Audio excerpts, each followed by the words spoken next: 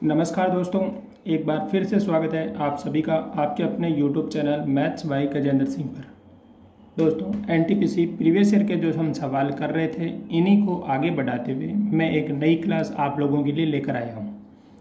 आप सभी को पता है कि प्रीवियस ईयर के सवालों का महत्व कितना रहता है, क्योंकि इससे हमें यह नॉलेज हो जाती है कि किस टाइप के सवाल बनते हैं और किस लेवल तक का सवाल बनता है। हम चर्चा करेंगे प्रीवियस ईयर के जो सवाल एनटीपीसी के एग्जाम में आए, उन सवालों पे अभी चर्चा चल रही है। देखो, सवाल कह रहा है यदि दिए भिन्नों के लिए सही आरोही क्रम कौन सा है। मैंने आपको पहले ही बताया था, आरोही क्रम हमेशा कौन सा होता है, छोटे से बड़े की ओर होता है।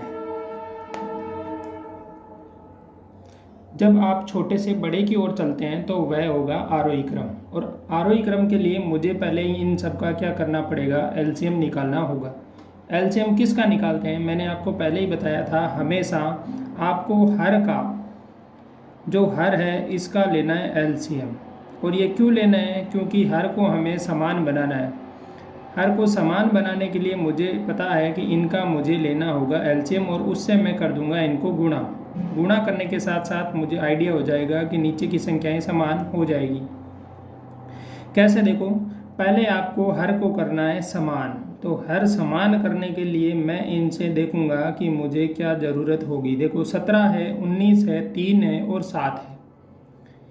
इन सब का पता करने के बाद मुझे लगा कि किसी में किसी का भाग नहीं जा रहा है, सभी संख्याएं सहअभाज्य संख्या है, मतलब ये इनका अपने आप में किसी से भाग नहीं जा रहा, तो यह हो गई सहअभाज्य संख्या। अब मुझे पता है कि 7, 17, 19 और 3 इन सब में किसी का भाग नहीं जा रहा है, तो इनको बराबर करने के लिए इनको बराबर क्यों करेंगे कि जब देखो किसी संख्या में समान संख्या का अगर मैं भाग देता हूँ तो मुझे पता चल जाएगा कि जब ऊपर संख्या बड़ी है तो भागफल भी ज़्यादा आएगा, और अब जब ये ऊपर वाली संख्या छोटी होगी तो भागफल भी क्या होगा, छोटा मिलेगा। तो इसके लिए मैं पहले हर को करूँगा समान। हर समान बनाने के लिए मुझे पता है कि 22/7 को अगर मैं ये 7 है तो इसको 17, 19 और 3 से गुणा कर दूं।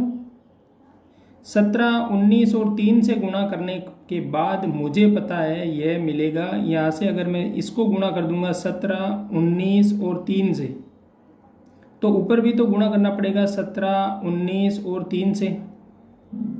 आप लोग एक बार ज़रूर देख लीजिएगा, या तो अपने को ये वाला मेथड अपनाना है कि हर को क्या कर लो, समान। अगर ये नहीं होता है तो आप ये जब बड़ी संख्याएं हो रही है तो इसको क्या करोगे, आप नेगलेक्ट।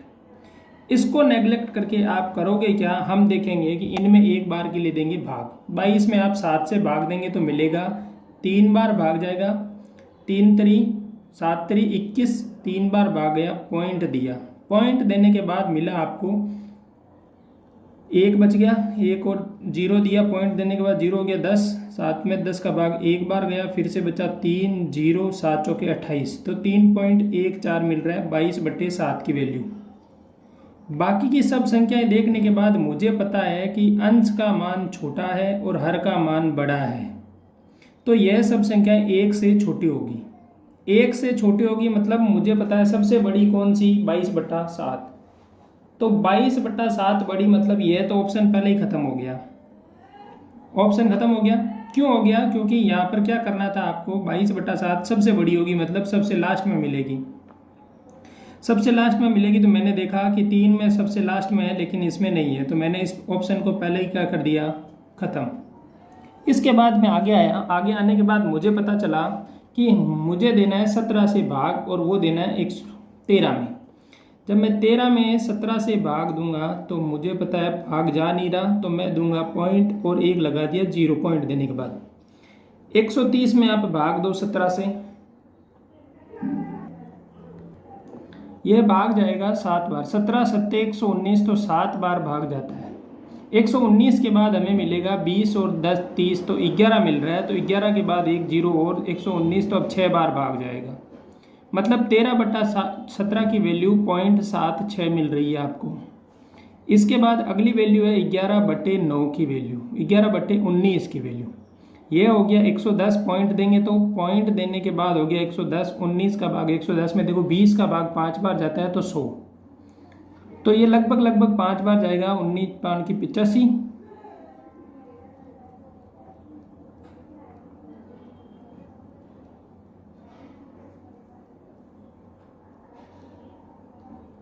उन्नीस पाँच की 95, तो 5 बार गया 95, फिर से बच गया 15, 0 हुआ, तो 0.5 तक ही आप निकालो। 2/3 की वैल्यू देखोगे तो 2/3, तो ये हो गया 20, 0.6। देखो ये 0.7, 0.5, 0.6 और ये 3.14। सबसे छोटी संख्या कौन सी? 0.5। तो पहले मिलेगा आपको 11/19। यह संख्या हम पहले माइनस कर चुके हैं क्योंकि ये नहीं होगी। अब देखो 11/19 किस में है? 11/19 इसी संख्या में है, तो यही अपना क्या हो गया? फाइनल आंसर हो गया। देखो यह मेथड जब आसान होता है जब आपके कैलकुलेशन की स्पीड अच्छी हो। मैं तो कहता हूँ इसमें स्पीड कितनी भी अच्छी होगी तो भी आप लेट हो जाओगे। क्यों हो जाओगे? क्योंकि आपको 17, 19, 22, 3 इनसे सबसे गुणा करना पड़ेगा और ये बहुत लेंदी हो जाएगा। इसलिए हमें क्या करना है कि पहले ही इनको पॉइंट भाग दे लेना है। जब भाग हम देंगे तो हमें पता चल जाएगा, पॉइंट के एक डिजिट के बाद ही हमें पता चल रहा है 0.5, 0.6, 0.7, तो एक से बाद आगे भाग देने की ज़रूरत ही नहीं है। तो हमें देखना है कि कौन सा मेथड ज़्यादा इजी रहेगा। मैंने आपको कहा हम हर को समान करके भी इस सवाल को कर सकते थे, लेकिन मैंने यह सवाल यहीं ला के आपके सामने छोड़ दिया। और यहाँ तक लाने का मेरा उद्देश्य यही था क्योंकि आपको पता चल जाए कि हर एक सवाल में हम हर को समान करने की कोशिश नहीं करें। क्यों नहीं करें? जब तक लगता हो हमें भाग दे देना चाहिए। अगर चारों ऑप्शन में संख्याएं समान है तो 4 संख्या में ही तो भाग देना है। स्पीडली हम भाग दे सकते हैं और भाग देने के बाद हमारा आंसर मिल सकता है। अगर कैलकुलेशन या एलसीएम कुछ अच्छा होता है और हमें लगता है कि हम यहाँ एलसीएम से गुणा करके हर को समान बनाना ज़्यादा ईजी है, उस टाइम हमें हर को क्या करना होता है? समान बनाना होता है। इसीलिए मैंने तो आपको दोनों मेथड बता दिए हैं। जो आपको अच्छा लगे उस मेथड पे आप चर्चा कर लीजिएगा। जब एक प्राकृत संख्या n को 5 से विभाजित किया जाता है तो शेष 4 बचता है। जब 2n को 5 से विभाजित किया जाता है तो शेष क्या बचेगा? देखो मैंने इस सवाल में आपको पहले ही बताया था कि हमें हमेशा यही ध्यान रखना है कि हम किसी संख्या को 5 से विभाजित करते हैं, n को हमने 5 से विभाजित किया, 4 शेष बचता है। तो 2n को हम 5 से विभाजित करेंगे तो एक बार के लिए शेष भी हमें 2 गुना कर देना है। तो 4 को 2 से गुणा करेंगे तो 8, लेकिन 8 क्या है? 5 से बड़ा है, तो हम इसमें एक बार फिर से और 5 का भाग दे देंगे तो शेष कितना बच रहा है? 3 शेष बचेगा, क्योंकि 5 का भाग एक बार जाएगा तो 5 माइनस हो जाएगा, शेष 3 बच जाएगा। तो ऑप्शन बी राइट। मैंने आपको समझाया, अगर किसी संख्या का भाग दे रहे हैं और फिर उसमें उसी संख्या का 2n में भाग दे रहे हैं तो जब 4 शेषफल बचता है तो 2n में उसका डबल शेष बचेगा। लेकिन मैंने देखा कि 5 से बड़ा जब शेषफल मुझे मिल रहा था तो मैंने फिर से एक बार के लिए और भाग दे दिया, और भाग देने के बाद मुझे पता है 8 में मैं 5 से भाग दूंगा तो 3 शेषफल बचेगा। ठीक है, देखो सवाल कर रहा है अर्जुन पुणे से गोवा की जो 1000 किलोमीटर की दूरी है वो 4 किलोमीटर प्रति घंटा की गति से तय करता है और वापसी की यात्रा वो 3 किलोमीटर प्रति घंटा की गति से करता है, तो उसकी पूरी यात्रा के दौरान औसत गति क्या थी? देखो दोनों मेथड में आपको बता देता हूँ। पहला मेथड तो अपने पास होता है कि आप इसमें एक ट्रिक लगती है, वो ट्रिक याद कर लो। और ट्रिक होती है कि जब 2 चालें दे रखी हो और औसत चाल पूछे तो हमेशा याद रखना 2ab/a + b। यहाँ से देखो 2 × a 4, b 3 बटा ab की मान 3 + 4, सीधा 4 दूनी 8 और 8 तिया 24 बटा 4 और 3 7, तो 7 का भाग 3 बार, 7 × 21 बचे 3, 0 30 हो गया। पॉइंट देने के बाद तो 7 चौके 28, 2 फिर से 0 दिया, 7 दूनी 14, तो 3.42 किलोमीटर प्रति घंटा की रफ्तार से वह क्या है? चला है। यह तो होता है फर्स्ट और ये हो गई ट्रिक। अब ये होती कैसे है उस पे बात कर लेते हैं। देखो मैं पहले क्या करूँगा, फर्स्ट टाइम में मैं 1000, देखो पहले समझते हैं, पहले समय निकालना होगा। क्यों? औसत चाहिए गति, तो गति के लिए होगा कुल दूरी बटा कुल समय। अब दूरी कितनी है कि जाते और आते समय की 2000 मेरे पास मिल गई, लेकिन मेरे को पता नहीं है समय कितना है। तो मैं पहले क्या करूँगा, जाने का समय निकालूंगा। 1000 किलोमीटर की यात्रा वह 4 किलोमीटर प्रति घंटे से चलता है, मतलब वो 250 घंटे में पहुँचता है। ये तो गया। आते समय वो 1000 किलोमीटर की यात्रा 3 किलोमीटर प्रति घंटा से, मतलब इस समय में वो क्या कर रहा है, आ रहा है 333.33 घंटे में वह आ रहा है। कुल समय इन दोनों को जोड़ना पड़ेगा। इसे हम ऐसे समझ लेते हैं, आप इसे काटोगे नहीं तो यह तो आप मान लेते हैं ए तो ये, बी ये, लेकिन मैं देखो 1000/4 प्लस 1000/3, ये मेरे को टोटल समय लगा है।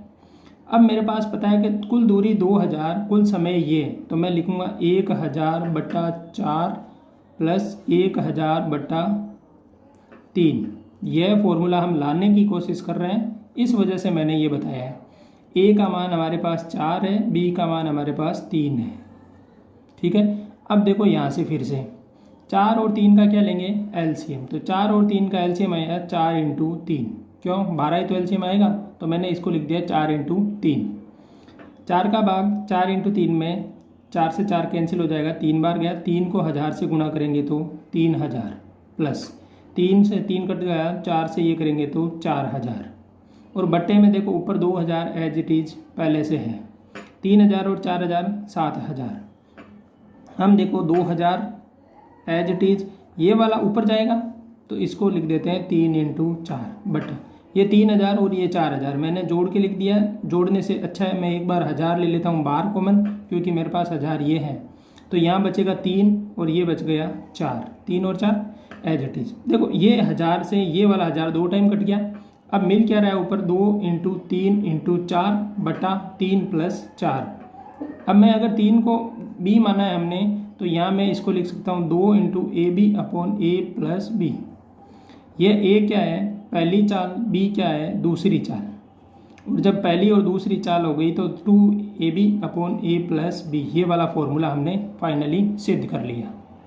मैंने बताया आपको ये याद करना है। लॉन्ग मेथड ये है और लास्ट में जाके ये चीज़ निकलती है, तो हमें ये चीज़ याद कर लेनी है। जब ये याद नहीं हो आपको तो हमें ये पूरा का पूरा मेथड फॉलो करना पड़ेगा। तो या तो ये ट्रिक याद कर लो। ट्रिक क्या है, फॉर्मूला ही है जो लॉन्ग मेथड के बाद यहाँ निकल के आता है, और यही हम क्या कर लेते हैं, याद कर लेते हैं। भाई मैथ्स में ट्रिक नाम की कोई चीज़ नहीं होती है, वहाँ सिर्फ और सिर्फ फॉर्मूले होते हैं। उन फॉर्मूलों को आप याद कर लेते हो, तो फॉर्मूले याद होने की वजह से क्या हो जाता है, वही ट्रिक बन जाती है। पूरी कैलकुलेशन नहीं करके आप सीधा इसमें वैल्यू रख दो, वैल्यू रखते ही मान आ जाएगा, और यही ट्रिक हो गई।